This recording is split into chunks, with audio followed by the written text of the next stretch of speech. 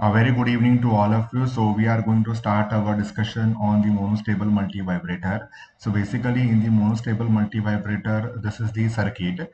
Now in this circuit, you can see that there is no RB. So when there is no RB, it means what? The discharging time constant will be equals to zero, because the discharging time constant, you can see the discharge path, it will be only through a capacitor, and then there is a wire, and then you are having a discharge transistor. So there is no RB which is there. So you can see that the time constant will be equals to zero. So you can see that this will discharge instantaneously, but it is taking a time to charge. You can see the charging time constant will be RA into C. Fine. So the capacitor is getting charged through the RA. So you can see the sixth pin will be, this sixth pin will be attached to the capacitor, and the second pin is free. So basically to this pin you are have to apply a trigger pulse, and this trigger pulse will be less than 1 by 3 VCC, or in our case it is 5 volts, so it should be less than 5 volt. So what is going to happen? Suppose if you take this as a plus 15 volt, then what will be the value? This will be your 10 volt, and this one will be 5 volt.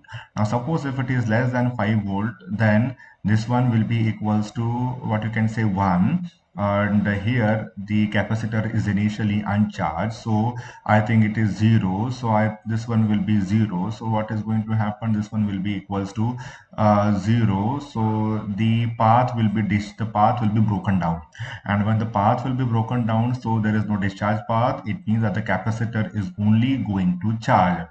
So the capacitor will be charging through a supply voltage, and the current will be flowing through RA and then the capacitor. So now you can see the capacitor is charging. Now it is charging.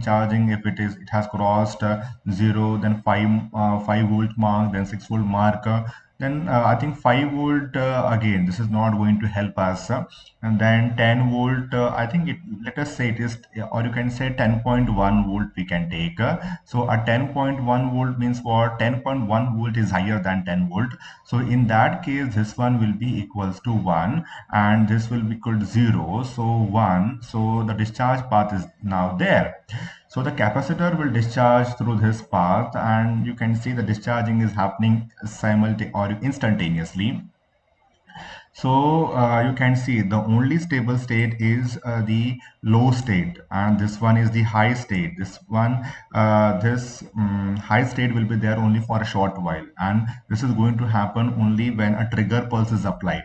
So when you are applying a trigger for a small time, that there will be high pulse, and after that small time interval, you are again going to reach, or you can say have, the stable state, and that stable state is a low state.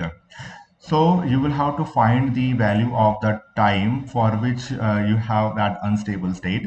So again, you can see the charging time, that is 2 by 3 VCC. Will be the simple thing is there. 2 by 3 VCC will be equal to VCC 1 minus T upon RC. So now if you solve the value, you are going to get T will be equals to 1.1 RC. So this is about the monostable multivibrator. Now similarly, you can understand the bistable multivibrator. Now you can see here there is no capacitor. There is no capacitor means that both the states are stable, and only RA is there and RB is there. You apply the pulse to the B, you are going to have the low state. If you are going to apply the pulse at the point number A, that is the sixth pin, then you are going to have this high state. So you can see both the states are stable. Unless and until you apply a pulse, you are not going to change the state. So this is about the IC555. So IC555 basically has three multi-vibrator. The first one is the stable multi-vibrator, which is commonly used, or you can say for every square wave pulse. We normally, I think this is the basic IC which I can say. Then there is a monostable multivibrator and the bistable multivibrator. So this is all for today. We will meet tomorrow for the next concept.